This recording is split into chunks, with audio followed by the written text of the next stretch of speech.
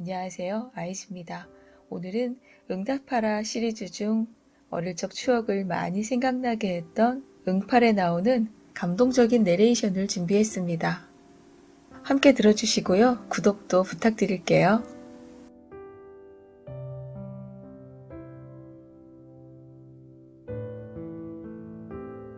어쩜 가족이 제일 모른다.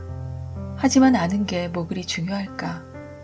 결국 벽을 넘게 만드는 건 시시콜콜 아는 머리가 아니라 손에 손잡고 끝끝내 놓지 않을 가슴인데 말이다.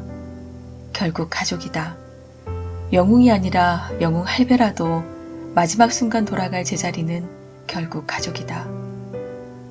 대문 밖 세상에서의 상처도 저마다의 삶에 패여있는 흉터도 심지어 가족이 안겨준 서름조차도 보듬어줄 마지막 내 편 결국 가족이다.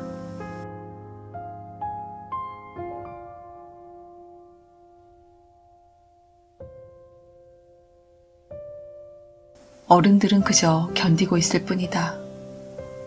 어른으로서의 일들에 바빴을 뿐이고 나이의 무게감을 강한 척으로 버텨냈을 뿐이다.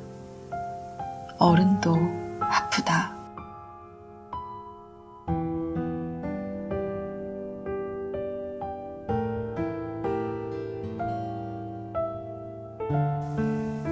엄마가 돌아가시고 태기는 엄마 냄새 가득 배인 고향을 떠나 서울로 왔다. 이숙이 없는 부자가 왜 하필 이 동네로 왔는지는 알 수 없지만 확실한 건 이날 이 골목 개구쟁이 4명에게 새로운 친구가 생겼다는 것이다. 골목은 그저 시간만으로 친구를 만든다.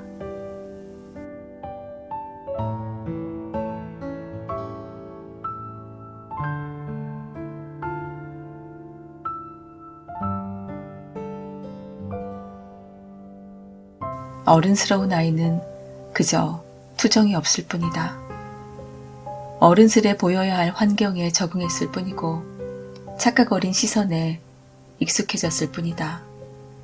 어른스러운 아이도 그저 아이일 뿐이다. 착각은 짧고 오해는 길다. 그리하여 착각은 자유지만 오해는 금물이다.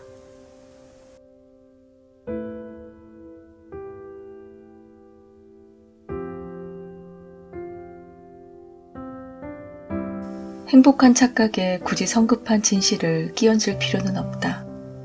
가끔은 착각해야 행복하다. 그래도 가끔은 착각해도 좋다. 엄마를 행복한 요리왕으로 착각하게 만들 수 있다면 지질이 맛없는 도시락 정도는 투정 없이 먹어줘도 그만이다.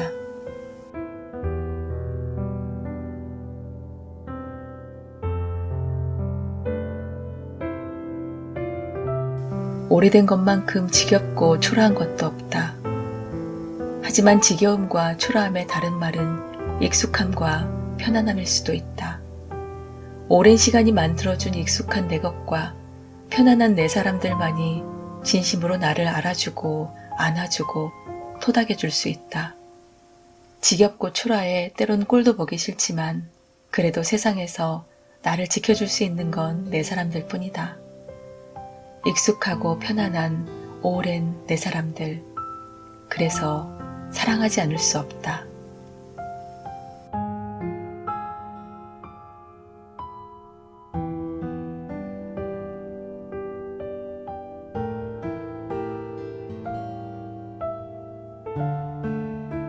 가끔은 엄마가 부끄러울 때가 있었다. 엄마에겐 왜 최소한의 체면도 자존심도 없는지 화가 날 때가 있었다.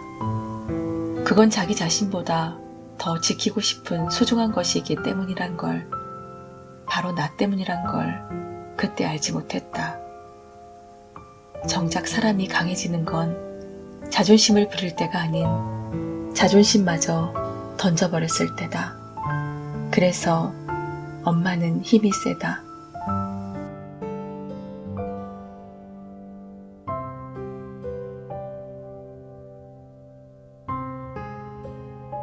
신이 모든 곳에 있을 수 없어 엄마를 만들었다고 한다.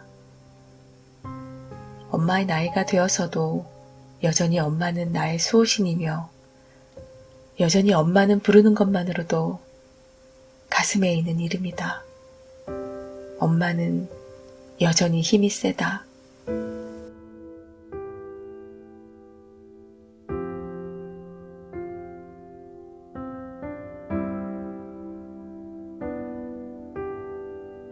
가까스로 엄마를 위로할 나이가 되었을 땐 이미 고맙습니다, 사랑합니다라는 말을 입에 올리기엔 지나치게 철이 들어버린 뒤다. 지금 엄마를 기쁘게 하고 싶다면 그저 나 지금 엄마가 필요해요. 그 한마디면 충분하다.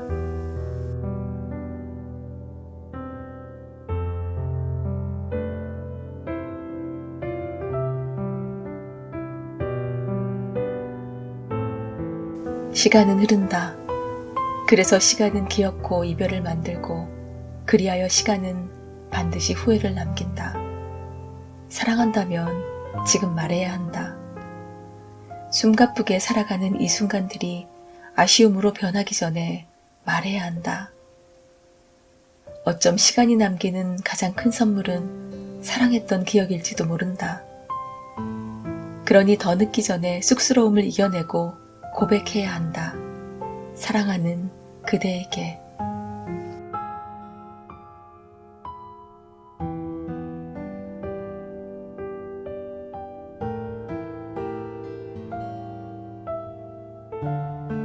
말에는 가슴이 담긴다. 그리하여 말 한마디에도 체온이 있는 법이다. 이 냉랭한 악플의 세상이 그나마 살만하도록 삶의 체온을 유지시켜주는 건 잘난 명언도 유식한 촌철살인도 아닌 당신의 투박한 체온이 담긴 따뜻한 말 한마디다.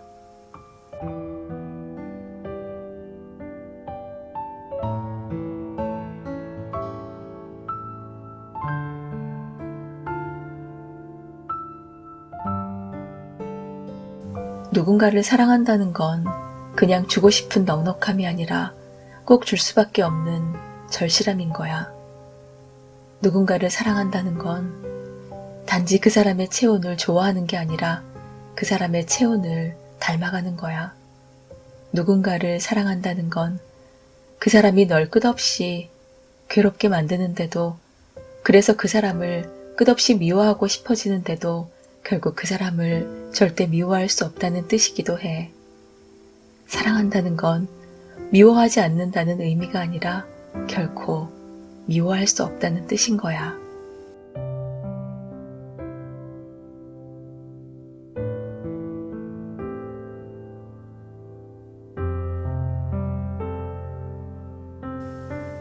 어릴 적 우리 집엔 슈퍼맨이 살았다.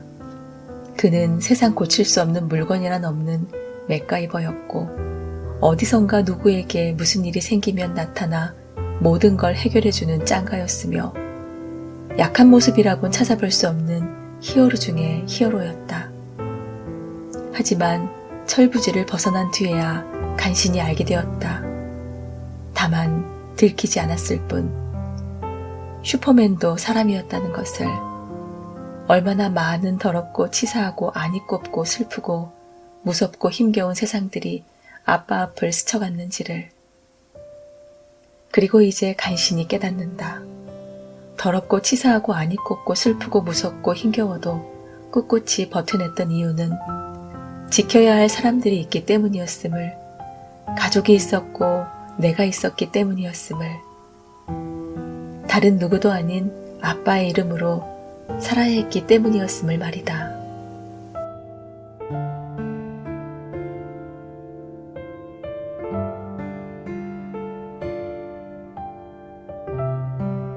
누가 누구를 좋아하는지 알려면 눈을 보라 그러더라.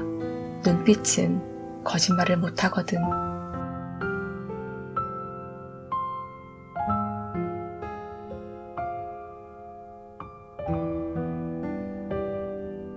운명은 시시때때로 찾아오지 않는다. 적어도 운명적이라는 표현을 쓰려면 아주 가끔 우연히 찾아드는 극적인 순간이어야 한다. 그래야 운명이다. 그래서 운명의 또 다른 이름은 타이밍이다. 그러나 운명은, 그리고 타이밍은 그저 찾아드는 우연이 아니다. 간절함을 향한 숱한 선택들이 만들어내는 기적 같은 순간이다. 주저없는 포기와 망설임 없는 걱정들이 타이밍을 만든다.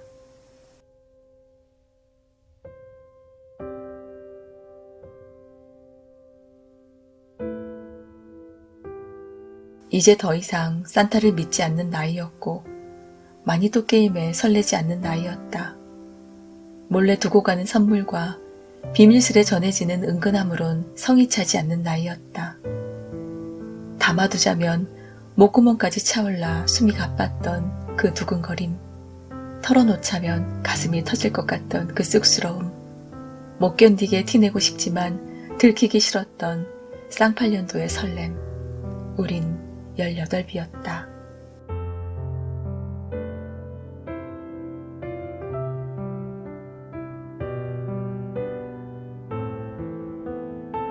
(1989년) 늦은 겨울, 지금이 미친 듯이 뛰는 심장이 병 때문인지 아니면 그녀 때문인지 난 확인하고 싶었다.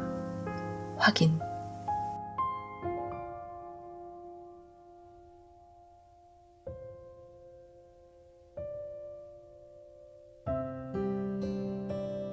새로운 관계를 꿈꾼다면, 사랑을 꿈꾼다면 선을 넘어야만 한다. 선을 지키는 한 그와 당신은 딱 거길 수밖에 없다.